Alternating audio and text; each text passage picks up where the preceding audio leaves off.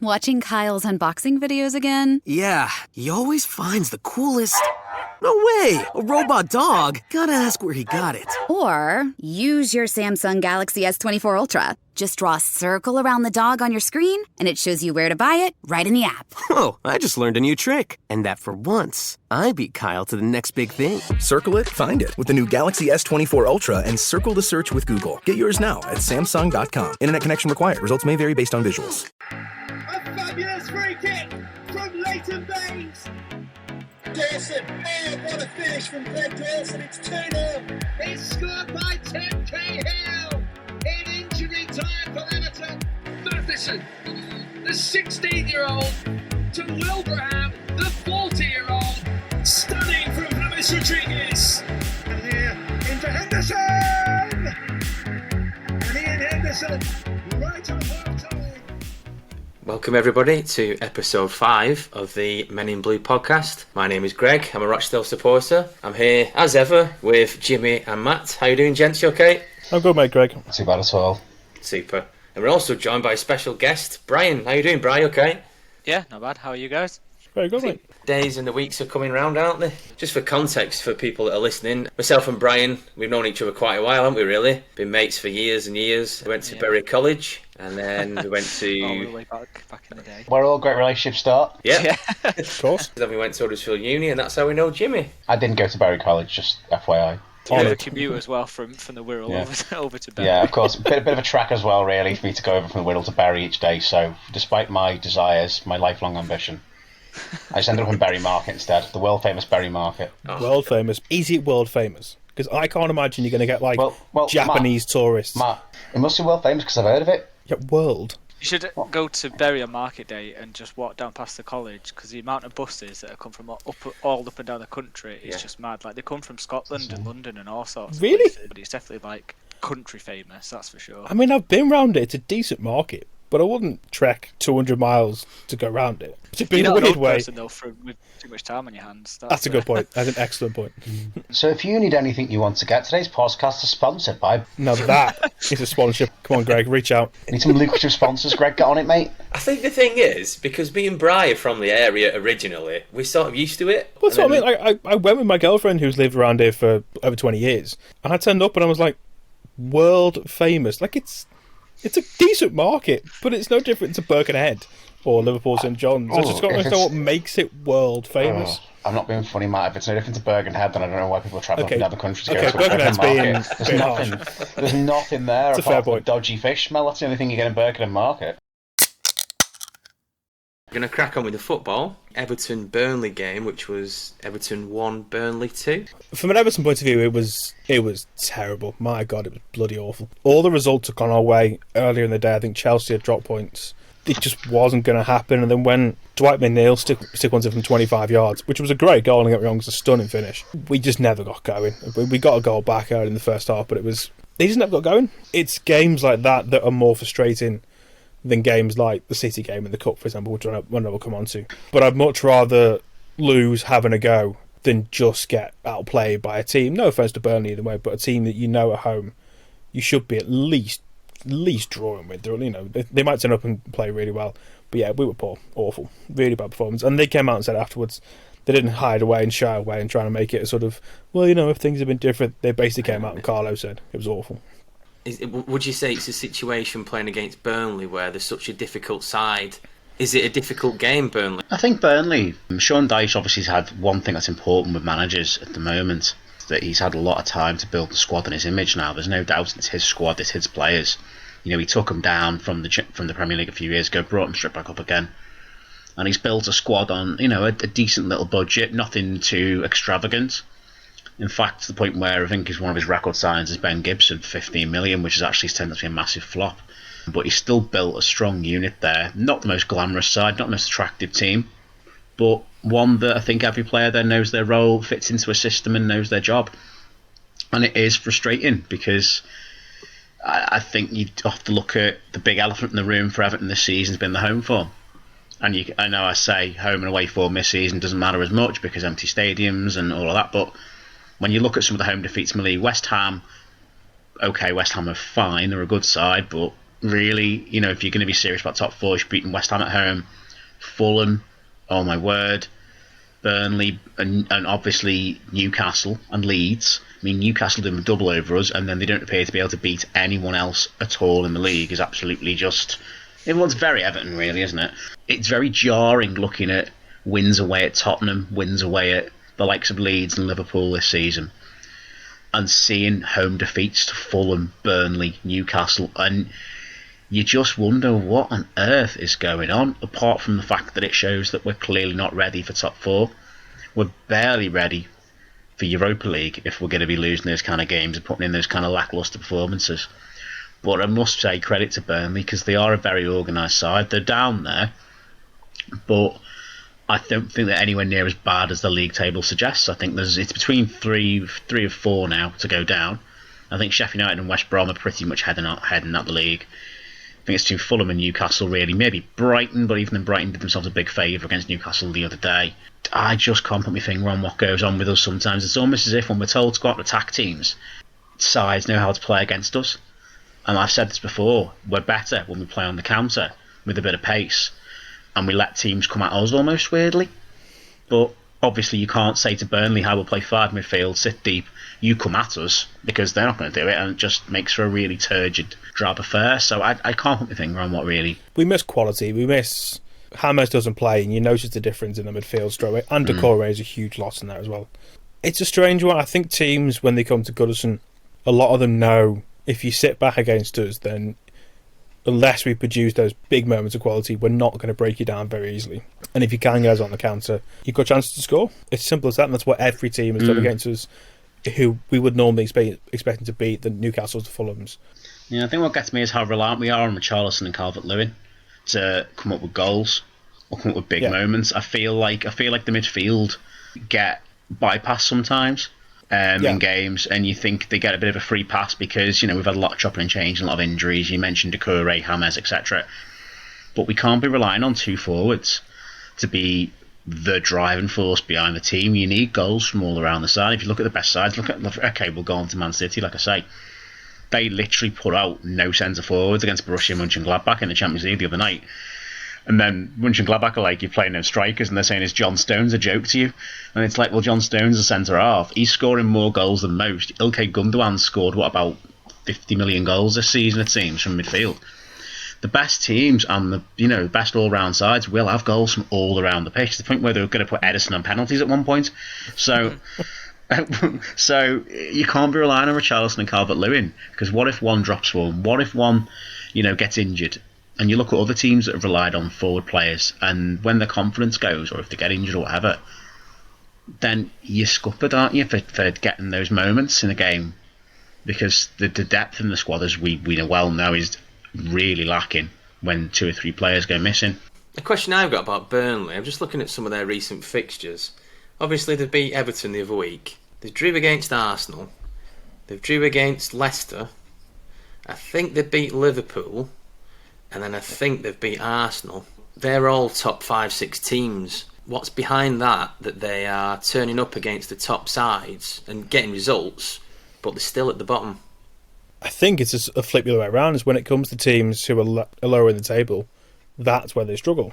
If they know they can set up away from home and hit teams on the counter, that works in their favour. Whereas if you're doing that against teams where they're also conscious of defence before attack, you've got to break, especially at home as well. A bit like Everton, you've got to break those teams down, and that's probably where they struggle. It's not also because they just want it more in some situations, so they'll just come up not expecting to win and kind of get a bit lucky, like against Everton. I wouldn't say they were lucky; they did play really well, but they just want it more to kind of prove that they should be higher in the table. They should be better. They should be, not necessarily winning these games, but they should at least be showing that they are valuable. Because it's kind of with Fulham, isn't it? Like Fulham were looking like they were going to be relegated for a while, and now that they've kind of pulled things out of the bag and are kind of proving that they should be in the Premier League now. And I think it's probably the same with Burnley. They probably had a big telling off by Sean saying don't be shit or whatever, and then they've decided to turn it around. And I think that plays on to their favour. And they have got Dwight McNeil, who was amazing, and he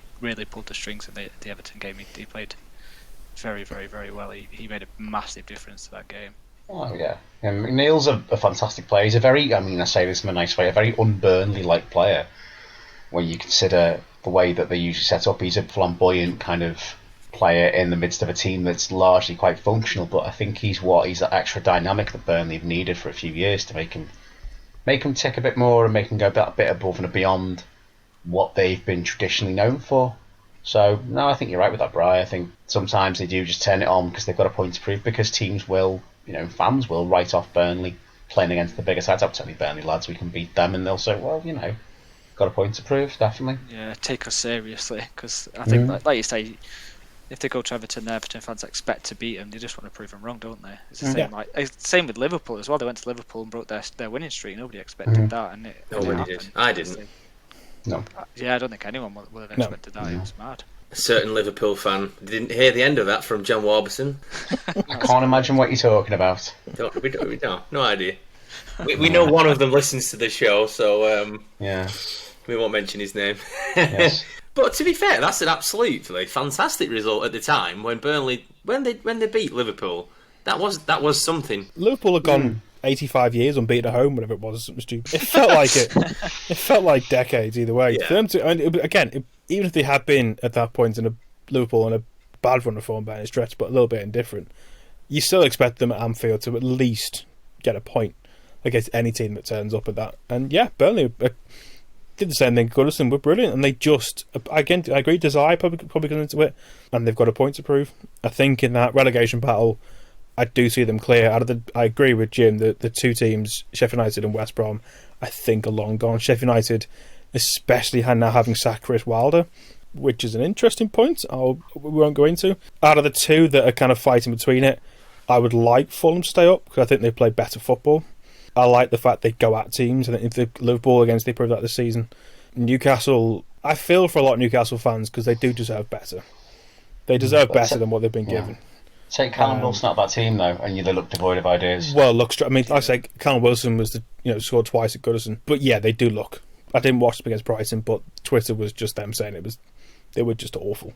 But I'd rather Fulham stay up from a footballing point of view, just because of the football they play. And I think I like Scott Parker. I think he's a good young manager, and I think he's done an absolute brilliant job to get them from where they were at the start of the season, which I think everyone saw at the start of the season. They're probably going to be a bit somewhere where Sheffield United or West Brom are now, where they're going to get their arses handed to them. But they've been brilliant. They've been absolutely brilliant ever since, and lost some games where they've been very unlucky. I think Spurs at home, they were unlucky to lose, or because it was a penalty, wasn't it, late on.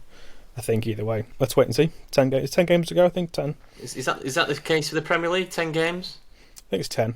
10 games for League One as well. 10 for most teams, isn't it? Yeah. Just one as well with the Everton-Burnley game. Everton have had more possession in this game. Now, usually in previous games, in previous podcast episodes that we've been talking about, Everton have had less of the ball and tried to counter to get the goals. Is that something that they were trying to do in this Burnley game? I think that's more from being at home. If you're at home, you're going to have more of the ball because Burnley are going to sit back. And it's all well and good having however many percent possession. You've got to do something with it. And apart from the goal, I think it was Calvert-Lewin, I can't think of many sort of big chances we had that, where you're thinking, another day we might get an equaliser, another day we might get another couple, or there was some contentious penalty shouts. There just wasn't that. There was they had the ball but didn't do anything with it. We played better without the ball. We played better on the break. Give us the ball, give us the time to think about it, give us possession, and we waste it and we do nothing with it. Give us a counter-attacking style, which, okay, is not how I'd want to play, but you can win games and win trophies playing counter-attacking football. Julio's Liverpool did that. Leicester. So, Leicester under Ranieri, Bryon, I'm sure you'll well know. Jamie Vardy, for example, wouldn't have had anything like the goal record he had if he'd played under, a manager that kept the ball all the time, like Corpwell. Blueprint out there for it, and I think that's what we need to adapt to, but we'll see. But the thing with Leicester, and the one thing that I always say, and I don't know if people would agree with me, is that they had the magic of Drinkwater in that team. And as soon as he was taken out, they didn't have the counter-attacking football that they had as he was removed, because he was a genius when it came to firing the ball over. And yeah, I guess if Everton had someone like him, it would probably make a massive difference. That's a funny one, Danny Drinkwater, isn't it? When you think about He was him and Kante in that midfield was such a good tandem. Oh yeah. Kante would literally cover every blade of grass, tackle all the players, a bit like indeed he does now and Mendy does now at Leicester. And then you'd have Drinkwater spraying the ball to a Mahrez or to an old Brighton or to a Damari Gray or forward to a Vardy. And you look at, we spoke about Danny Drinkwater's weird January move to Cash and Pasha in the Turkish league. Yeah, in January. What is that? He's had failed loan spell at Villa, a failed loan spell at Burnley, and you think, he's a good player.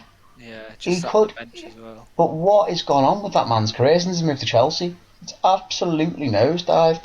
It's a shame, really, because sometimes there is a pattern going to Chelsea where... The one I was thinking of the other week, it was a shame that... I think we might have mentioned him, Fernando Torres, when he left Liverpool and went to Chelsea. I know, fair enough, he won all the trophies at Chelsea, but to me, he didn't seem like the same player. I know he scored that goal against Barcelona and what have you, and he won a few cups, but... And you see, that seems to be a pattern with a few players. You look at Danny Drinkwater...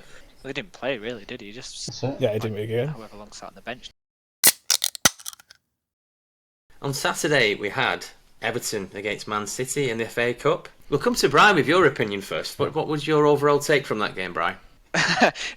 It's hard because there's two Everton fans on it, and it's hard to not... Don't bother us. We're used to it. We're used to it. Don't bother us, mate. Man City deserved a win in that game, and that is me being very, very biased. But I don't feel like Everton did anything particularly special. It was like, do you remember when Huddersfield were in the Premier League a few seasons ago, and they played against Man City, and all they did was just throw 11 men behind the ball, and there was nothing else that happened for the entire game. That was basically 60 minutes of that football game. Like, Everton did very, very little throughout the majority of that game other than defend, and Man City just managed to break them down eventually. And I just thought Man City did deserve the win in the end. I just think the way that Everton played was very boring because they were just relying very heavily on set pieces, and it just didn't go their way, like for any of the set pieces that they got. And I just think like it would have been frustrating if Everton had won, because it would have been reminiscent of the Spurs game, and that would have just been annoying, where they basically don't do anything for a long time and then somehow get a win. So I'm glad that City won, but that is also me being very, very biased. It wasn't even attempting really to counter. It was relying on set pieces, which I think, if you win the game doing that way, it's tactical genius.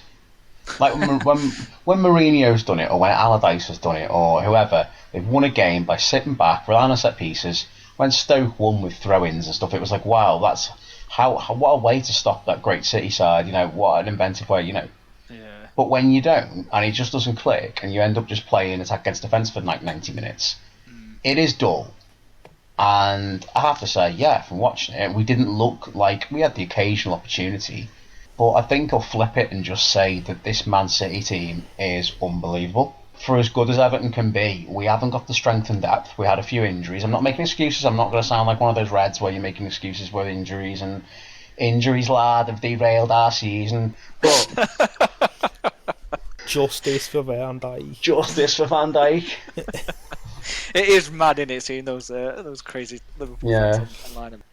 The thing is as well with Man City is that they've, like I say with Huddersfield, they've had to play against that style of football for so many years now, where people are defending, and they've learned from their mistakes.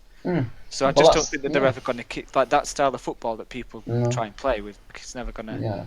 They know how to get around it now. So that's the nature of being a top side, though, is you're going to come against a lot of sides that will park the bus. Yeah. Especially when you're one of the most exciting sides in Europe. And you can bring on the likes of Aguero and De Bruyne off the bench, whereas we bring off, Bernard. Yeah, you could see just some City squad, they've got this. Even with a few injuries, you've got 2-3 players every position that are brilliant. I mean, from an Everton point of view, I can't see how else we were going to set up, because we can't go toe-to-toe. We're never going to come at you because we're just going to get picked off. And I don't disagree with the setup, I don't disagree with the game plan. I agree if it comes off, it's tactical brilliance. It was just a stretch too far, and a City are a different level. I mean, it's a strange thing going into the benches and whatever else, because I saw a good argument on Twitter that said it's all well and good, having all the money to spend. You've still got to spend it well. And the difference is Everton, we've still spent a lot of money, let's not forget this, in the past couple of years, and we spent it on some shite, let's be brutally honest. And after all that money to have... Okay, yeah, the keeper situation because of injuries is difficult, but you're looking at a lot of youth team players we should have better strength in depth. But for 80 minutes, we did all right. And I think, again, we're relying on set pieces. But it's okay, I don't mind that. I would fully expected it from minute one for us to be very much behind the ball. Even if we'd have won the game with a 1-0 Jamie goal, I still wouldn't have ever said we would have deserved to win. It would have been a case of we battled and got a result. But City are much better side. Credit should go to that third keeper. I can't remember his name. Yes, he was brilliant. He was Virginia. absolutely fantastic. Unlucky for the first goal, makes a hell of a save off the initial shot, and it just falls to the Gundogan. Sterling shot, that was class. He had a fantastic game. He's done really well. Didn't really put a foot wrong in that game. One of those nice things where you see at least it's like the Burnley game was tough because you can't take any positives from it. At least that City game, you can kind of go, okay, there's that, we can come on a bit. There's those little things that with a bit of time and a few more windows, you can see how we can progress and start to challenge those teams a bit more. The Champions League, I've forgotten the draw. The Champions League, City got Dortmund, which I'm going to enjoy watching because Dortmund are a great side as well. If they got Haaland scoring goals for fun. You say Dortmund are a great side, but they're fifth in the Bundesliga at the moment. Okay, say great side, decent side. They've got Erling Haaland. That's pretty much helps. And Sancho. And Sancho. And Bellingham. And Reina. Fair enough. They've got some good players. They're quite good side, actually. But that's going to be a good. I'll enjoy watching that quarter final. But it's, I can't see who beats them. I mean, the league they've got wrapped up. The Carabao Cup, they've got Spurs, which, depending on what Spurs team turns up, I think City will win that pretty well. I hope they beat Spurs. I really do. After that shit show that Mourinho pulled in that 2-0 win, I hope that he beats us every single game. But, Brian, are you not a bit worried? It's Mourinho in a cup final. He come to Spurs to win trophies. Spurs got him to win trophies. Do you not think a little bit of you thinking just find a way. He will know how to do it on the big occasion? Because Mourinho, for all his problems, and let's face it, he absolutely ballsed up Europe against Denmark last Thursday. But he's that kind of manager. He's such an enigma. It's so strange. Just going back to the Man City in the Champions League. So obviously City have got Dortmund, and then did they get the winners of Bayern Munich PSG? Yes. I think that'll be a tasty game. I think Munich could be a tough test for City. Do you think? Because the winners of Madrid, Liverpool get the winners of Chelsea and Porto. That's right. Yeah. So Madrid, Porto semi. Yeah. Yeah. Well. I mean, Pepe return. Who wins that game? Munich PSG. Bayern. You think? Because Neymar's still in Brazil with his sister. Still partying for a birthday. Every year, even in the lockdown. He gets his sister's birthday off every year. Funny that, isn't it? He does. The past 4 or 5 years, isn't it? It's been... I think that'll be something for sure. Bayern would win in Munich, but City would give him a hell of a game at the Etihad, and it would depend if City can score at the Allianz, which I think they can. They can score against anyone. This is the thing. I don't see who, at the moment especially, who keeps them out. And I know United did the other week, albeit with elements of luck, but on their day, I can see them winning all 4, much to my girlfriend's dad's horror, being a Man U fan. And he's like, come on. Yeah, he's a big red. He was watching that disaster going, come on, you got to beat, they can't win all 4 trophies. And I go, they can and they probably will.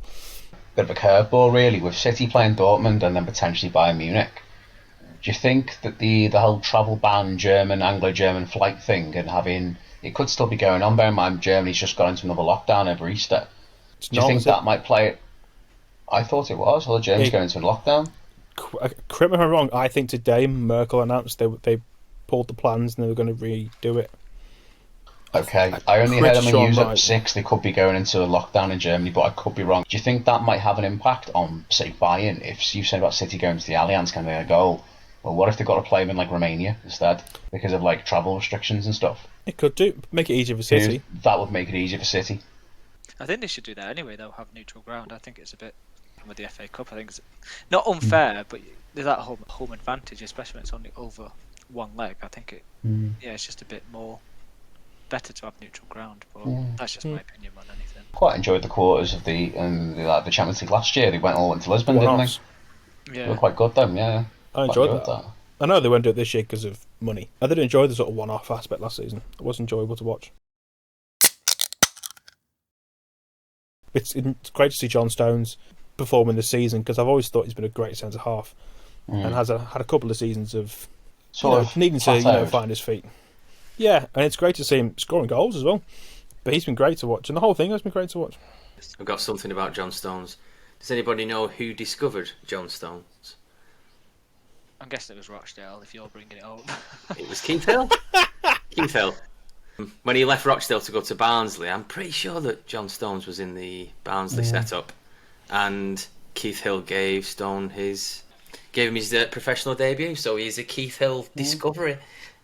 Indeed. Not even Rochdale related, so I can't even. I'm clutching at straws. I am actually clutching at straws with that one. I reckon what's that game? Is it Degrees of Separation, whatever it's called, where you've always got a link back to someone? 6 degrees of separation. 6 degrees of Keith Hill. Yeah, I reckon there's a game there. 6 degrees of Keith Hill. When the aim players and Greg can get 6 links back to Keith Hill. Yeah. Oh, we'll have to do that in the next episode. Yeah. Just give me a player, and I'll start trying to get 6 players or managers to Keith Hill. Yeah, that'll be like Lionel Messi. Basically, when Messi played with Coutinho, who I think played with Ricky Lambert. He did. He played for Rochdale. And then Keith Hill managed Rochdale. I don't know. Does it? Keith might have met him. Keith has met Bojan. There you go. That was 3. I went Messi, Bojan, Keith Hill. Oh, too good. Oh dear me. I mean, you could have just gone Lionel Messi, Pep Guardiola, John Stones, Keith Hill. This is a good game. This is. It's a good game for you. Keith Hill's biggest. You can tell that we've all been locked in for a year, can't you? And we're trying to get from Messi to Keith Hill. Speaking of Rochdale, we can segue. I never thought we'd connect Barcelona to Rochdale on this podcast. A good couple of weeks for Dale after the last time we did one of these. Played Peterborough at the weekend, and I think Peterborough are either top of the pops or the second. We drew 3-3, which was quite another dramatic game. We've had a lot of 3-3, 4-3, 4-3. It's said it a few weeks ago, chuck 2 dice and that's the result sometimes with Rochdale. We looked okay from the start, to be honest. First 6 minutes we were alright, and then we got caught off guard by what I can only describe as an absolute wonder goal. I don't know if anybody saw the first goal from Dembele for Peterborough. Humphreys loses possession. Dembele, I think he beats a man with ease, and he just boots it into the top right corner, top bins. It happens, I nearly missed it. It was that good. I don't know where Peterborough got this Dembele from, but he's absolutely top draw. He played a blinder on Saturday. Jimmy's googling now. To help you there, Siriki Dembele is an Ivorian-born Scottish centre-forward, naturally, that Peterborough got from Grimsby. Oh, wow. He is 24. One of the best players I've seen this season against Dale, in League One, obviously. Yeah.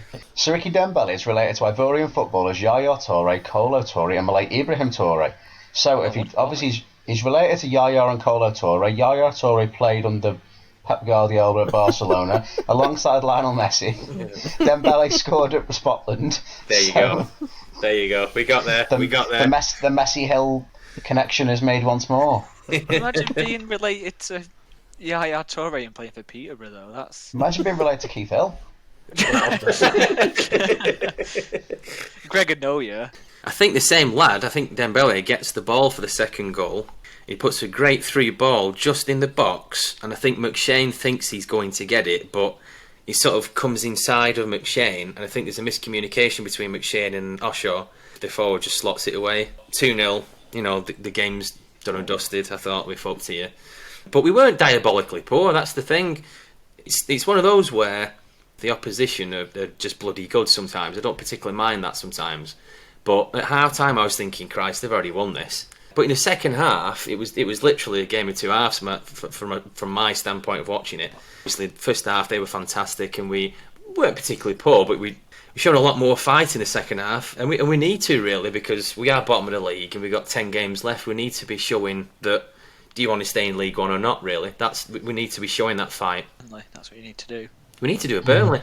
And there's a comparison, and this isn't a 6 degrees thing. This is Burnley and Rochdale. Going back to what we read about with Burnley, where they are picking up points against some of the big teams, and they're not necessarily getting the points against the teams around them. That's happening to Rochdale. Rochdale couldn't beat Wimbledon the other week, and they couldn't beat Burton the other week, and they couldn't beat... Northampton. Might have been Wigan, Northampton. I don't know why. There might be some sort of correlation there between what Burnley are doing and what we're doing, apart from obviously we're bottom in their Premier League. But in terms of they seem to get the points against the big sides, or they seem to turn up or be a bit more up for it. We can be like that. We drew with Portsmouth 0-0. I think we drew with Sunderland. We beat Lincoln the other week when nobody thought we were going to beat Lincoln at all. And then we've nearly beat Peterborough and it ended up 3-3. So there's a bit of a link there between how Burnley handle going into their big games and how we go... Well, not big games, bigger opposition like Rochdale do. There's a bit of a link there. Yeah, not impossible, Greg, that though before the Peterborough and Lincoln games that the dressing room have sat down and had a few home truths said, because their run of form is so poor. Losing like the Burton game at home was the one that stands out for me, but there were other results after that, I think, as well, that were just so bad that you just think maybe the players have gone, look, it's crunch time, we've got 10, 12 games left at this point. Do you want to stay up or not, lads? And okay, we've got to pick out results against, higher up the table sides, but I think that may well have been a thing where BBM's got them sat them down and said, look, this is what we're going to do to get out of this mess. And they've obviously all worked very hard to get there. I'd like to think so. I'd like to think they're up for it, really. And all the experienced players, all the ones that are trying to prove themselves that we've signed from the conference, they want to be playing professional football. I know we'll be playing professional football in League 2 if we get relegated, but they want to be playing against Sunderland. They want to be playing against Portsmouth and Ipswich and all. There's quite a few big teams in our division, and they want to play in those games. And yeah, fair enough, there aren't as many big teams in League 2 when you look at it. I know obviously you've got Tranmere and Bolton who are big teams in respect of everybody else when you look at Harrogate and what have you, and Salford. But, granted there are some big teams in League 2, but when you look at League 1 you think, crikey, it's almost like there's a bit of a divide. When you look at Ipswich, what are Ipswich doing in a league with Rochdale? And what are Sunderland doing in a league with Rochdale? Do you know, and you think of it like that? Yeah. There is a player who played really well on Saturday for Rochdale, and we've signed him from a non-league side, and it's Jake Beasley. Well, the first goal that Rochdale scored, Beasley gets dropped in the box and we get a penalty. And a few weeks ago I run about penalties for Rochdale and I said we just need that penalty and it's going to boost confidence. This is when we went on a bad run where we didn't score in something like 700 minutes. I don't know if Jimmy and Matt remember me talking that we just need a penalty, we just need that goal, and that can be it. You can sort of build from that, and that's what we did in the second half. Humphreys comfortably converted the penalty. It is something you can build on, and you could see that the confidence were up then. As soon as that ball went in the back of the net, like Humphreys gets the ball, legs it back, like, come on lads, we can do it now. We've got that. We're still in the game. It's only the one goal difference. Let's keep going for it. And they were chipping away. They were going and they were going. For the second goal, Matty Doan sort of sends in a great ball, and it's like an awkward cross because it's one of those crosses that you could almost imagine it having a bit of backspin on it. It was sort of up, and you think, with all the players rushing in trying to stop the ball from going in the back of the net, and it's got the backspin. It looked like it did. It might not have, but it was going up like that, and you're thinking it's sort of judging where it's going to go or it's not, and it's such an awkward ball. It was a good ball to come in, and then obviously Beasley heads it in straight in the top corner, and he's the lad from the conference who's really been absolutely fantastic this season for Dale. He's just, you think on paper, like, how can a conference player make that much step up really in quality, those two divisions? Yeah, but he was a heck of a jump. Your third goal, Greg, I noticed, was a bit bizarre. Would you describe it as? The finish was almost like out of a video game. It was a fantastic cross from Aaron Morley. He gets a little bit of stick because of where he's played isn't necessarily the best for him in terms of what he can do on the pitch. We sort of play him in a quarterback position like if you would in the NFL, and he just boots it straight up. But it doesn't always work. And it sometimes comes off as like a wasted ball when you're watching it and you go, oh, why has he done that? Chucking him on with 15 minutes to go. He's only 21. I think he's played about 2 years for Rochdale. Professionally, he's not played for anybody else. And he's still learning his craft. He's still learning the professional game. And I'm a big fan of Aaron Morley. But the cross were brilliant. But you're right, Jimmy, it was a strange goal. When it came in, it sort of bounces over to Jimmy Keohane. He heads it down. Beasley doesn't get it, and it comes back to Keohane, and he slots it in.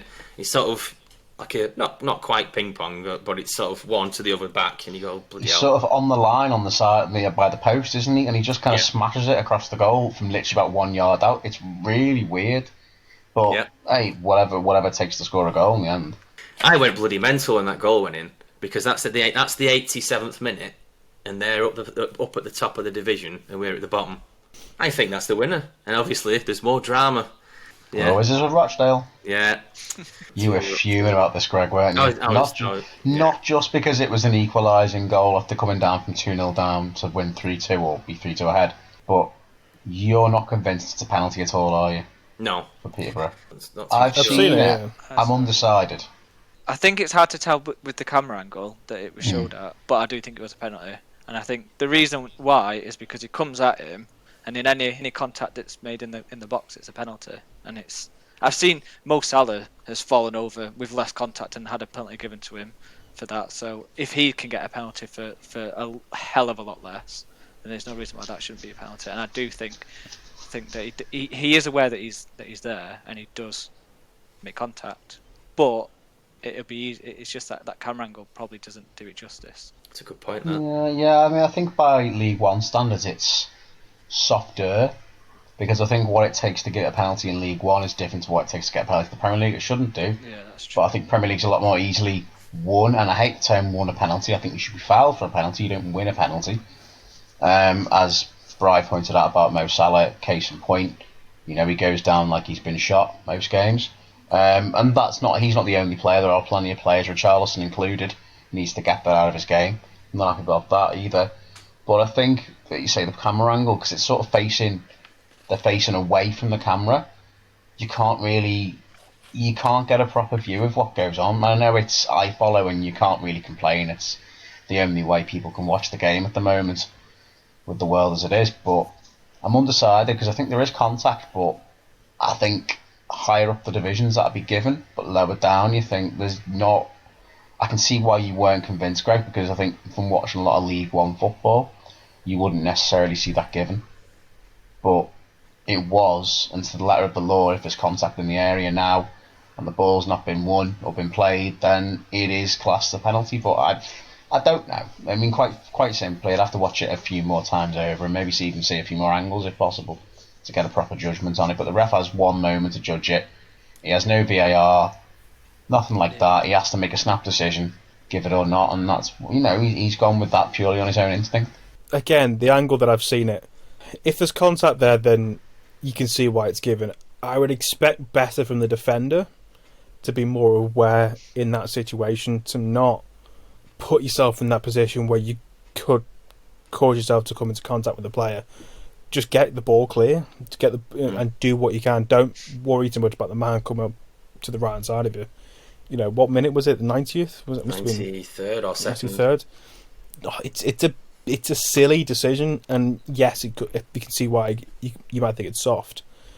But if that was an Everton defender doing that, I'd be more annoyed at the defender for getting themselves in that position to give away a foul than not playing the ball properly and maybe shielding it, even just to a point where not necessarily going backwards on yourself, but getting it, at least putting it out for a corner or something on those lines. Just throw even just somewhere it's not. You're not bringing the other player into the Peterborough player into play and avoiding the situation entirely. So I can see why I think it might be soft. Again, the angle doesn't show it off very well because that's just unfortunate. It's just one of those things. But I can see why you might think it's soft. But I'd be more annoyed at my defender for getting himself in that position to potentially give away a foul in the first place. I did think the same thing because he takes like 2 extra touches or something that just aren't needed, and it's like his first touch is quite heavy. If he just cleared it, by Matt said, even put it out for a corner, out for a throw in somewhere. Fair enough. I know it's very Sunday League. The whole get it out, get the ball clear. If you don't kick it out. When you 3-all or 4-3, whatever. First rule of defender. Exactly. And when you're in that tight and it's that minute of the game, you don't want to take them chances. You just want to get rid of the ball and hope for the best, not try and control it and whatever else you tried to do. So I think that's a good point. Yeah, the defender is probably more to blame than the bad decision from the ref. I think it's one of those where, I've watched it about 10 times now, but to me it seems like Morley's foot is already in motion to kick the ball, and then the player comes steaming in to get the ball off him, which he successfully gets the ball off Aaron Morley, but it looks like Morley's foot is already kicking the ready to kick so his foot's gone through, and the player's come in just before he's got to the ball. He's got the ball off him, and the contact is made. I don't think he knows he's there until it's too late, because he doesn't check, he doesn't look and see him coming. I think if he knew he were there, he would have booted it, because he thinks he's got time on the ball, and that's why the players got the ball from him, possibly. But that's where your teammates come in. No one shouted man on then, clearly, if that's the case. I didn't hear it, but I could be wrong.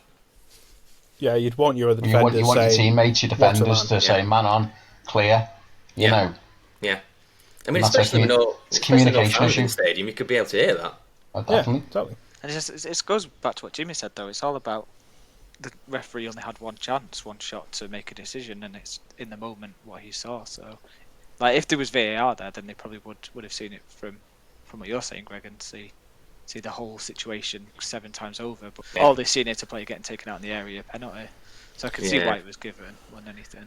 I think it's just my bias to the team, really, because it was such because it's the context in terms of Dale, the bottom of the league, and we could have really done with those 3 points. It angers me more, because if we would have won that, we won't be in the bottom 4. We'd be up. We'd be out the bottom 4. We'd be out the shit. So it's sort of. I said it a few weeks ago. If that's a game in November, and probably not, there's not as much riding on it, and it probably wouldn't have as much emotion to it in terms of, oh, we've got another 20 games, lads. Let's just move to the next one. But moving to the next one isn't. There's only so many times you can say that now. Better luck next week. Things like that. We've got 10 games left. I think that's where I'm coming from in terms of, like, I wish it didn't happen. It could have happened in November or October. Don't get me wrong. I'd have been a bit more, never mind. But because of how close we are, in the 92nd minute, bottom of the league, and it's a kick in the bollocks, really. But it's but you can still take a ton of positives out of the game. To be winning that game in particular against a team who are currently second is a huge boost of confidence. Yeah, sure. And it's a tough thing to take late on, but to be that close to getting what would have been a great 3 points, they can take that on for the rest of the season, knowing that they can beat anyone if they turn up. It's a league where anyone will come in. They're the best or the second best in that league, so if you can beat them at the bottom, then yeah. On a slightly positive note, quick thoughts on the Lincoln away win, a bit before the Peterborough game now, wasn't it? But 4 points from 6 out of Lincoln and Peterborough. It's something that you mentioned a few weeks ago, Jimmy, and you said something at Dale needs to change. And the past 2 weeks, something has changed, and I can't put a finger on it just yet, apart from there's a bit more grit and determination in terms of it's either the light bulb has gone off and they've twigged, shit, we need to get some results. Something's happened in the last 2 weeks, because it were all last episode it was all a bit doom and gloom. We've lost 4 on the bounce, 2-0. But you said yourself that something needs to change, and it did. It has. We beat Lincoln away from home, and nobody saw that coming.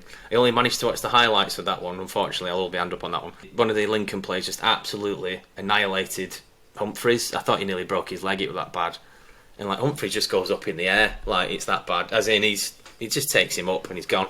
And like we were thinking, oh, that's the penalty. That's the penalty. That straight off the bat. Into all the Dale fans on the group chat, they were saying that's probably one of the best performances of the season. And they were saying if we can keep that up, fair enough. I know we're still bottom of the league, but I think there's still a bit of fight left in us. If you're turning up against Lincoln, who good side in our division, and Peterborough, good side in our division. We've got 2 really tough games coming up after the international break. We've got Portsmouth and Ipswich. Going to be bloody tough games. But on the flip side, if we're having a good go at Lincoln and Peterborough, then I'm fairly, not confident, but off the back of those performances and the attitude and the bit more desire, we could get something. Why not? There's a question actually that I've got that's for the 3 of you, which is, it's a general sort of thing to do with Dale. Obviously, it's the international break coming up soon. At Rochdale, there's 4 players on international duty, and we don't play until Good Friday. Bazunu is in the senior Ireland squad, and he's only 18. Quadrobar is in the under 18s for England. Jack Vale is in the Wales under 21 team. Conor Grant is in the under-21s Ireland team. As neutrals, the three of you, in terms of not watching Rochdale as much as I do, what's your opinion of a team that are completely rock bottom having 4 internationals in League One? It depends. Obviously, underage internationals at in the nicest possible respect, smaller nations. You're gonna get players because, unfortunately, in the case of Premier League sides, under 18, under 21 internationals aren't necessarily going to get picked because they're not getting regular game time. Whereas you're playing regularly in League One, you're getting game time, and you're more likely to get picked for your underage national team. I think it's a good thing. I think it's good for those players to have that international experience as well, and to be able to manage their calendar and manage their time between league games and international, and club games and international games. I think it's a pain for the club, but at the same time, it's what happens. I think if you look at, was it the keeper is with the Ireland national squad? Yeah. I mean, that's a big thing to. I mean, I'm not saying the Ireland team isn't full of star players either way, but if they're getting that experience of working with what's going to be some Premier League players and Championship too, obviously, and from other leagues around Europe, it's a great experience for them. If they can come back, and if they've got, I can name from Everton in particular, Seamus Coleman's obviously, I imagine it's in that squad, and he's a Premier League captain, so it's a vital thing that they can come and get experience and see what it's like to train with those lads as well. So yeah, I can see why the club would be a little bit more anxious about it, especially at the moment with COVID and everything else. But from experience for them, yeah, go for it. Absolutely. I'd just like to point out that the goalkeeper that we've got is on loan from Man City. Still counts. So still counts. But we've got quite a good record in the past 3 years. Obviously, Robert Sanchez is in the Spanish first team squad. And he would play for Rochdale last season. Surely must be the first ex-Rochdale player to ever feature for the full Spain national team. Because I don't think Pep Guardiola ever turned up in Scotland to play, did he? So, he might have done it in a friendly charity game or something. He might have got lost. yeah. Trying to find the gig. Yeah, it's good having an under-21 England player in your squad. I think that's really good because the under-21 England team are class, aren't they? Very competitive side. That squad for the Euros looks really good. Yeah, so I think that's probably a good thing. My question would be, do you not think that it means that they're more likely to move on because they are getting called up for international, so therefore they're being recognised as being good players? So do you think that they're more likely to move on in the year or so's time because they're kind of not footballers? I think are quite arrogant, aren't they? So I think they probably see that they're worth a bit more if they can be called up for the international. Do you think that's a problem for Rochdale if they have quite a few international people? Or it's a good question because, generally speaking, you'd have to move on from Rochdale to get any type of international call-up. Before 10 years ago, when you couldn't play for Rochdale and get an international cap. I mean, I can name a few, but there were 2, and then there were a long gap, shall we say. So, Paddy McCourt and Lee Machiavelli played for Northern Ireland against Spain, like Raul and things like that. But then there was a 10-year gap where I don't think it happened for a while. And maybe Leo Bertos played for New Zealand. But then when you look at it, there is a gap of that happening. Past 4 years, we've had obviously Luke Matheson, who's played for England under 18s, 19s, I can't remember what it is. Yeah. Dan Adzed is in there at the moment as well, who plays for Norwich, who used to play for Rochdale. Quadro Bar is in the, obviously, under 18s at the moment. Jack Vale, we've got on loan from Blackburn, but he's in the Welsh under 21s. So it's sort of like a pull in terms of, if you are a young player, there's a possibility that if you play for Rochdale and you're playing week in, week out, you could play for an under-21s team of England, Wales, Ireland. It's a possibility at this moment in time, whereas it probably wasn't 10 years ago. I think that's something that they try to push in terms of recruitment when they say, come and join us. From a bit like, I know it's only recently, but look at the lad from Man City coming to Dale. They can now say, well, last season's goalkeeper is playing for Spain. Well, he's in the Spain squad, shall we say, who we had last season. And then this season, we've got Gavin Bazunu, who's in the Ireland squad. So there's a consistency in terms of the past 2 years of that happening. And you could probably put that out there to other goalkeepers that want to play for us. Do you know, when they say, what's in it for me? Why would I want to play for Rochdale? And you go, well, two have gone on to play in World Cup qualifiers, and they go, okay, that's a positive. So it's a bit of a pull. It could be. It could be. I think what you're saying there ties into a bigger issue of not just players playing professionally for smaller clubs, for example, Rochdale or Tranmere, but for, obviously, Matt, you'll know I coach a lot of young kids. Well, when we've been allowed to, and we do have scouts knocking around, even though they're only 4 and 5 and 6, and we do have a lot of Liverpool scouts knocking around and stuff. And I do say to parents sometimes, look, it's great to have the bright lights Liverpool and Everton knocking around. But if you really want your child to succeed or really have the focus and the nurture at a football club, and it's the chance of making it is so slim, of course, as we all know. Because, none of us have ever really kicked the ball at any great level, let's be fair. Far from it. But I'd always say, point in the direction of a club like a Tranmere or Rochdale or Wrexham, where they've got that chance to progress. And I think that's what you're discussing as well, Greg. That those players are coming through to that club, and they've got a better chance of progressing because they're getting that game time. We had our wardrobes fitted, and the guy who did it, his daughter was playing football for a national team, and she was playing for Leicester, but in the under 18s or whatever. But he basically said the same thing, that if she wanted to succeed, going to Leicester isn't the best way to do it. You need to go to a smaller club where you can be kind of discovered or whatever, and you will actually get game time. So she ended up going to Burton instead. But that's kind of the problem with kind of the Midlands area, is that there's not a huge amount of lower league football teams, because there's not really that many. You've only really got Villa, Birmingham, Wolves, Leicester, Burton. There's not a huge amount of lower league teams around here, so it's a bit more difficult for people in this. Yeah, and I suppose you've got your Chesterfield and your Notts County and that, but unfortunately with them now, and this is going on a complete tangent, is that they've dropped out the Football League, and after I think 3 years in the National League, you lose your EFL youth funding. Because I know Tranmere, when they went down, had to close their academy for a while. Yeah, they did. Because they lost the EFL funding after 3 years. Luckily, they came back up after 3 years in the National League and were able to open up their academy for all again. But there was a time where they shut down the youth academy and only have 16 plus players on their books, which was absolutely catastrophic.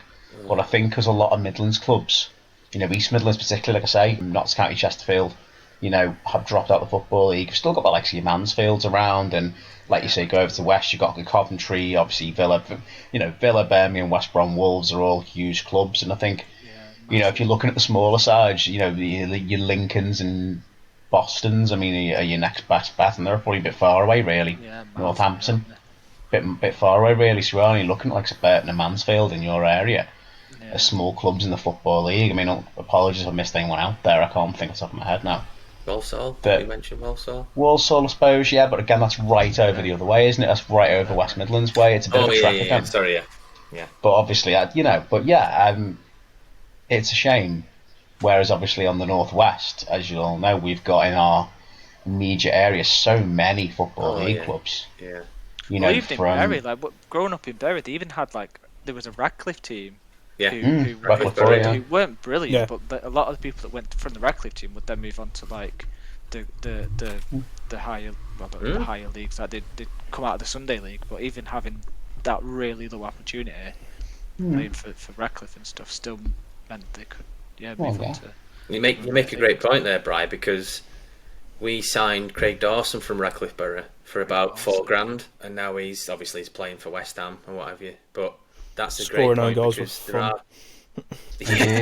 He's scoring goals in both nets just consistently. There's a bit of context there, Greg. But I was last 2 weeks ago. So, lads, do you reckon Craig Dawson might get a call to the England squad? We were like, I don't know, it's a possibility. And then 2 weeks later, nah, not happening. It's as if Craig Dawson's gone. He's listened to the podcast and gone, I don't fancy playing over the summer. I want a holiday over the summer when we're allowed to play out of lockdown. Fancy a trip to Marbella. Right, okay, best get on my own goals just to make sure I don't get called up for the squad. I want to go away with the missus for the summer. Yeah. There's a great finish as well in that. Well, I've not seen it. Was it a good finish? It's a hell of a finish. Stunning finish. Right. He's got shares in Paddy Power. But no, you make a great point there, Bri.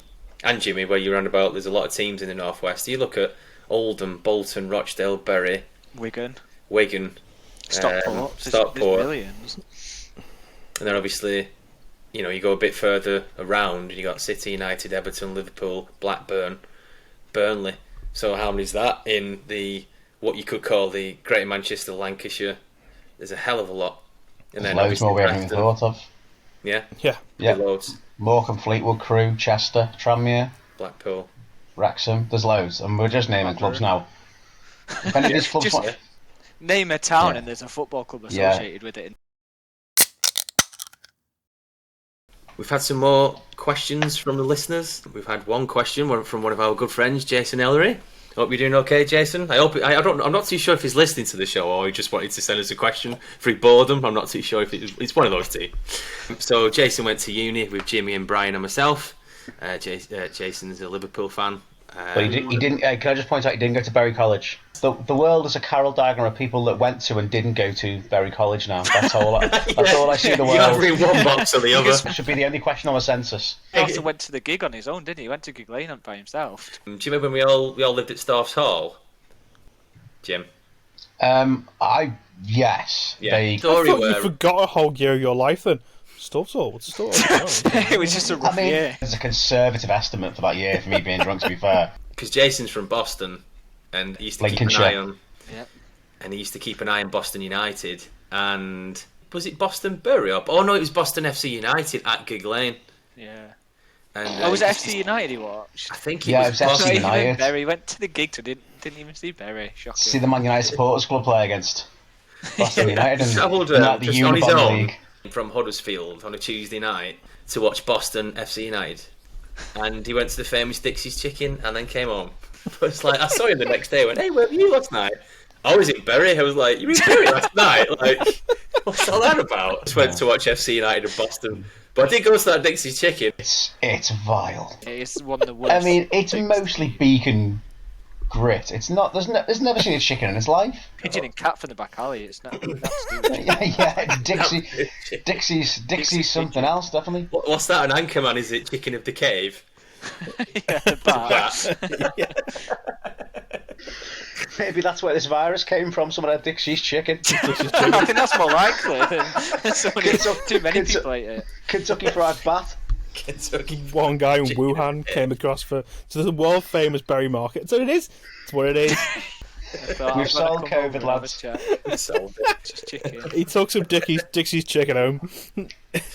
Had one, passed it around. Flew from Berry's Market. Yeah.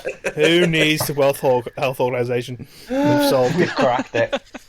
We've gone off a mad tangent. We have a question from Jason Ellery, and Jason's question is: who are your favourite rival players?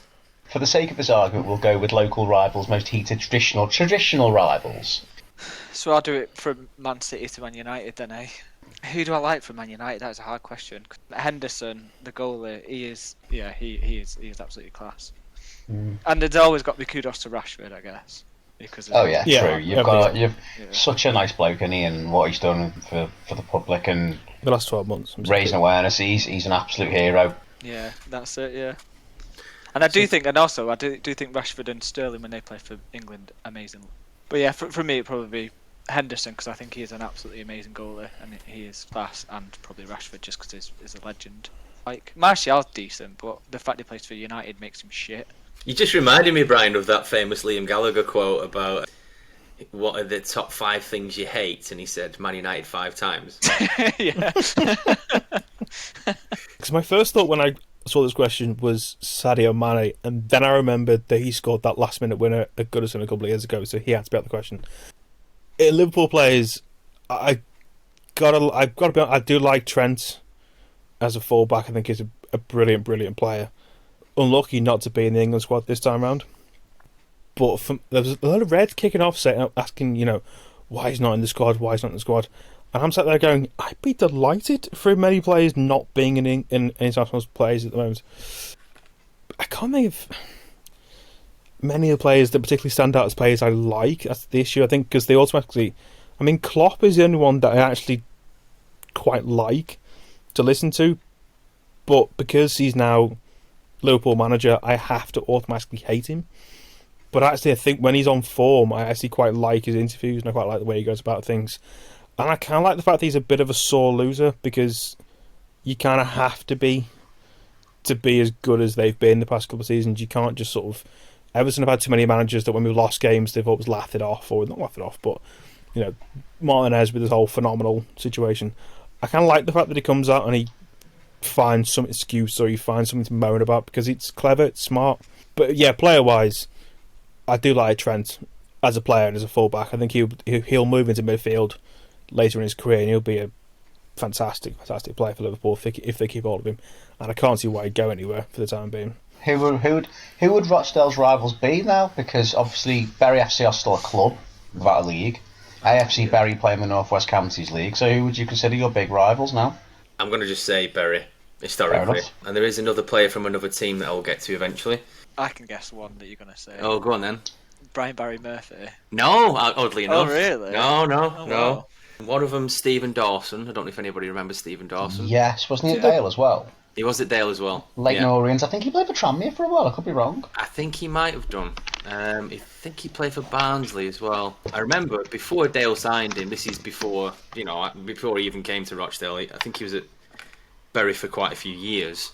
He was just an absolute pain in the arse to play against. He was so difficult, and he was just so full of roll your sleeves up, getting stuck in. He's a bit like a Gary Jones or a Roy Keane or whatever. And I mean, I'm not putting Gary Jones and Roy Keane on the same. I'm talking about that type of attitude and that's the next 6 degrees of separation game right there. Gary Jones to Roy Keane.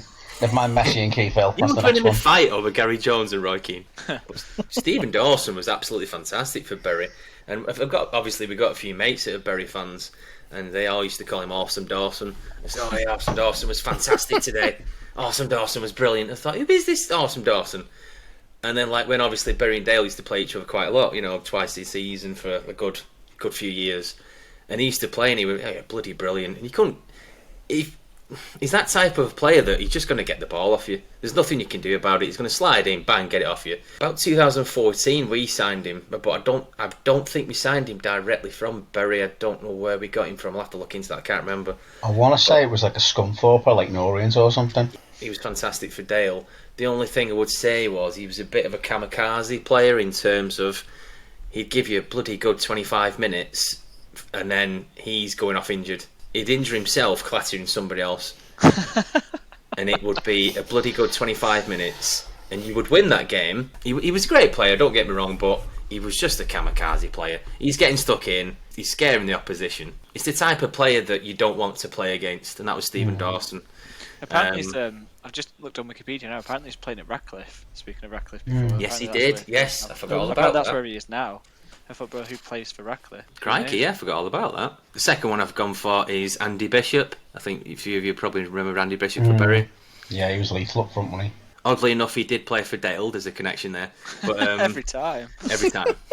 Andy Bishop in his prime for Bury was fantastic. I mean, I know it pains me to say that because I'm a Dale fan, but you have to say that you have to look at the goals and you have to look at the games he played against and the opposition and all the great games. That Bury have won 1-0 and it's an Andy Bishop goal. It was a well known, it was a regular scoreline, if you will, in terms of Bishop scored again. In terms of for Dale, it used to be Ian Henderson scored. And it's 1-0 in Henderson, or it's who scored. I bet it's Henderson. That was the thing with Bury a couple of years ago. Obviously, that Andy Bishop scored. Right, like your lad, weren't he? He was your classic lower league centre forward, wasn't he? Really tall, complete, that you just wouldn't want to mess with. You wouldn't see him doing it higher up in the leagues, but he did a job. 3rd, 4th division. He was your classic big man, wasn't he? Really. The next one is I'm going to go for Peter Clark. Ooh. Never played for Dale. No. Which is a rarity. But he played for one of the first times I saw Peter Clark play was when he was playing for Huddersfield. When we used to live in Huddersfield, we used to go and watch them now and again. Such a leader at the back for Huddersfield. And me and Jimmy used to go a few times. I'm pretty sure Bryon might have watched. Maybe once or twice, but it wasn't often. He was like a bit of a John Terry almost, no nonsense sort of central defender. Obviously, he played for Huddersfield and he played for Bury and he played for Oldham. His leadership or his physicality, obviously I've compared him to John Terry, but in a strange way he had that type of quality in the lower divisions. Yeah, he's a funny one, Peter Clark, because I remember him when he came through the ranks at Everton in about 2000, 1999 time, because he came through with Goodison, and we thought, he's going to be one for the future to keep an eye on. It just never really happened for him. I don't know whether he just never quite made the grade or whether the manager didn't fancy him, and he's just kind of had a solid career sort of as a Championship League One player. He's now actually centre half at Tranmere, doing a solid job at Rovers as well. But he's 39 now. Yeah. Is he 39? Lucky. That's impressive, that. There's just one more player who I'd just like to, because I enjoyed watching him play. I wouldn't say they're a rival, but geographically they're quite close to Rochdale, so I'll go for that instead. In terms of, I don't think there was ever a rivalry with Bolton. I'm going to go for JJ Okocha. JJ. Yeah. JJ Okocha, what a guy, what a player. But I used to really enjoy watching JJ. He was just a bloody joy to watch on Match of Day. And even when did you ever watch when the Premier League was on ITV? Do you know the the Premiership? Premiership with Des fabled years. Yeah, with Des Lynam. With U2's Beautiful Day. Oh god, it was awful. But yeah, it was awful. But I associate JJ with that time.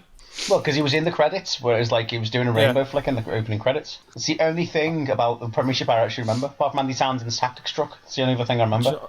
No, that wasn't the Premiership. That was Champions League coverage. Tactics truck. Was it not?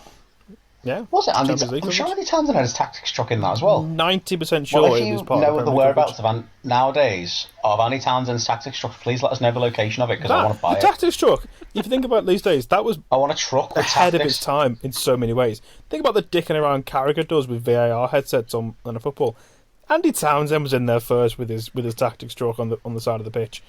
Of all the things to sound Leave Andy sleek, Townsend you can alone. have the tactics board. We can have the newest. We've got a tactics truck.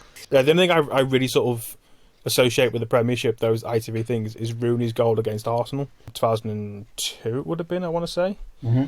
I want to say it was Clive Tilsley commentator. Yeah. But am I right? It was Clive Tilsley. Tilsley. And it's still brilliant. But the issue is with that now, because they lost all the rights to it. Whenever you listen to that goal back, it's never his commentary. It's someone else, and it's never quite the same. No. For a goal that I remember watching on that it was the half 10 on Saturday night. Remember Brilliant. the name Wayne Rooney, wasn't it? Yeah, it was incredibly iconic. And it's kind of a wish that things that's kind of got lost. It must be on YouTube somewhere that someone's got it with that commentary on it. Has anybody been watching that Cobra Kai? No. Is he in it? He's not Is in he that, in is it? he? No, he's not in it. But Johnny from Karate Kid. Anyway, that's gone on deaf ears. It's Andy Townsend, Johnny from Karate Looks like Kid. him. He looks like Or is him. it his son? He looks like Andy Townsend is doing karate. Let me just find a photo of this. I tweeted about it the other day. Absolutely ridiculous. What? 5 episodes in, what happened to this podcast? What is going on? Let me just find this photo. Can anyone see that? Yeah. You think it looks like Andy Townsend a little bit? Looks more like Roddy Piper. I think it looks like Andy Townsend, but never mind. No, you know why it doesn't look like him? Because he hasn't got a tactics truck, that's why. I think that's a question for the listeners.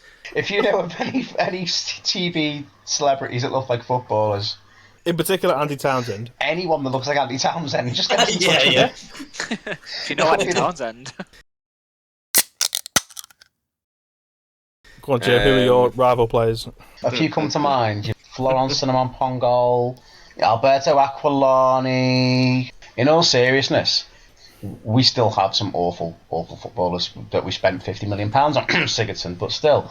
I think in terms of historically a player that I couldn't hate, is a nice way to put it, was Xabi Alonso, who has recently been announced as new manager of Borussia Mönchengladbach. Absolute Rolls Royce of footballer. Why on earth, don't get me wrong, I love Gareth Barry, he was great for Everton, but why on earth Rafa ditched him? Xabi Alonso to try and sign Gareth Barry is beyond me. Even at the height of his powers at Villa, Barry was not a patch on Alonso. The guy was an unbelievable footballer, vastly overshadowed by the fact of the Gerrard Torres connection. You know, Alonso would just be that metronome midfield. He'd be everywhere, scoring from his own half. He kept Benitez and Liverpool going for a few years at the height of their powers. Gerrard was there for the Hollywood goals, but Alonso was just, for me, the star of that team. If you look at that 05 final, the Champions League final, he scored. He missed the penalty either way, but scored the rebound. You forget how big a part. I mean, I know Gerrard gets plaudits for that, and I understand why. Carragher to a point as well. One of those players you would just, a bit like those players you just enjoy to watch. And this isn't a rival point, but I liken him to someone like Kevin De Bruyne, who I just love watching play football. I know he scored against us at the weekend, but I would don't care. He's a blooming good player, and I could watch him play all weekend. He just to hit and just to play, remember player cam on Sky Sports. If it was just De Bruyne, I'd have that on most of the game. Yeah, you appreciate quality regardless of the shirt colour they're wearing. You've got to look back objectively. I've got a question about Kevin De Bruyne. Do you reckon Fernandes or Pogba are as good as De Bruyne? Because a lot of people seem to think that they are. Fernandes is close. Pogba, depending on what day of the week that it is. But I mean, I like Fernandes. I like the fact that Fernandes is he's a sore loser in the same way. He's a moaning get. He's always, but I like because it shows how much don't forget he's transformed that United team, not on his own, but he's a big factor in it. But De Bruyne is another level. Sorry, going back to my question about Liverpool players that I actually quite like, I have to say one current Liverpool player that, again, I don't dislike is James Milner.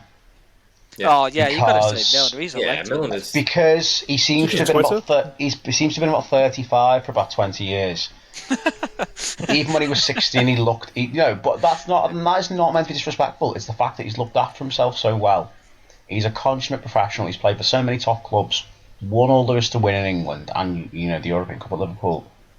Is so versatile. He just keeps going, doesn't moan, but is also a leader at the same time. He's the player you want as a manager. You want him in your team. He is the experienced hand in the dressing room, but been there, has done it. Should have played more for England. A bit like how Michael Carrick should have played more for England, if you ask me. Oh yeah, I think. Yeah. Absolutely. He's a similar kind of. He's just such a cool-handed player. Like I say. I don't know why City ever got rid of him. You just got to admire somebody with that he looks after himself so well. And you can say, he's boring, but you know what? Give me a player with 20 years experience playing football at the top level without even so much as a bad mark against his name than some maverick who comes in. Okay, maverick footballers are exciting. They have 3 out of 10 good games, 2 seasons in, bomb back out to, Serie A or something. Like for example, you look at Hatem, compared to Hatem Ben Arfa or Mario Balotelli, who mercurial talents but had all the wrong attitude and have just bounced around their careers, never quite fulfilling it, and that's so frustrating as somebody with no footballing ability, as I had. If I had an ounce of their ability, you'd work your backside off to make sure you got as much out of football as a career as you could. Yeah. You're given a talent in life, you're given a chance in life to do something that so many people wish they could do. Don't waste it. Yeah. And Milner's made the most of being a very good but not flashy footballer. The thing is as well is that I think a lot of the clubs that he has played for, those people still respect him even if he does play for Liverpool. Like they'll still, massively. Still be happy to see. That goes a long way, doesn't it? Really. Yeah. Massively. I think if you spoke to Leeds, Newcastle, Aston Villa, Man City, they would all say, "What a top pro, what a player." Like if he retired and played his last game of the Etihad, he'd get a standing ovation. It's also very, very typical that Liverpool get James Milner.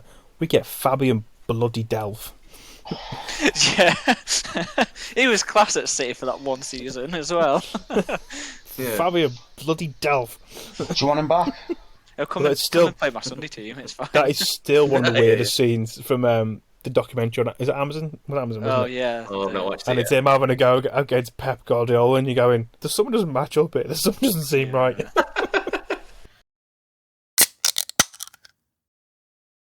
I mean, if Tranmere go up, I'll try and message the club and see if we can get Keith on the podcast, but I don't think he's going to say yes. That is a good point. What would Greg do if we got a good 2-hour conversation with Keith Hill? At Rochdale, when they do the Q&A sessions, you pay a couple of £3 to come in, and it goes to charity, and you can do a Q&A and have a pint at the cricket club. Do you know where people know him as he wears a flat cap sometimes, a peaky cap? I think he got the idea from me, and I'm not being big-headed because no. Let me just please let me bring this one through. Go on, Greg. Please let me bring this one through. That one. Can I just bring? This is a genuine thing that happened. Can we please keep this in the podcast? When there was a Q&A session for Rochdale, and I went, and I've got the photo to prove this. I've got a flat cap, and it was on my table, and he picked it up and went, "Whose is this?" And I said, "It's mine." He went, "It looks good, that," and put it back. About 6 months later, he's around wearing peaky caps and thought, "That's because of me. You've picked my cap up. You've got the idea from me, you bugger." Does he not get paid particularly well at his manager's job to take him 6 months to save up for a flat cap? Yeah. Also, Greg, do you get like a image rights kind of royalties from every time he pays the flat cap? You get a certain cut because it was your idea. Pennies you would earn off that, Greg. the Keith Every Hill picture flat of him cap wearing a royalties. flat cap, There you come go. There's the name of this podcast, Keith Hill flat cap royalties. There you go. Yeah, no, yeah. He's Christ. yeah. Now, what you want to see is when Lionel Messi starts wearing a flat cap, you know you've inspired him. Oh, I'm peaked in life, no pun intended. Oh my god. This podcast gets stranger every week. This is one of the funniest ones we've done so far. This is funny. Greg, where can you find the Men in Blue podcast on social media, please? You can find the Men in Blue podcast on Twitter at Men in Blur 1 or something like that. Men in Blur, are we French? We'd just like to thank everybody for listening. We get a few people listening, different questions each week. If you've got any more questions, let us know. Or if you want to be on a podcast in a few weeks, let us know. I'd just like to thank Bryon for joining us this week. It's been great to catch up with Bryon and Jimmy and Matt, all of us, especially in lockdown. We've not seen each other for a while. It's probably the longest. Like we mentioned this to Femi the other week, that we hadn't seen Femi for such a long time, and this is the same with Bryon. Yeah, true. Yeah. Thank you very much, Brad, for coming on. Thanks for appreciate it, mate. It's been fun, actually. Oh, this is going to be a bugger to edit. It's 2 hours long. Good luck with that, Greg. Good luck, mate. Who's on your next one? I hope you're not sorted it out yet. Keith Hill. Don't tell him. Don't tell him. Sports Social Podcast Network.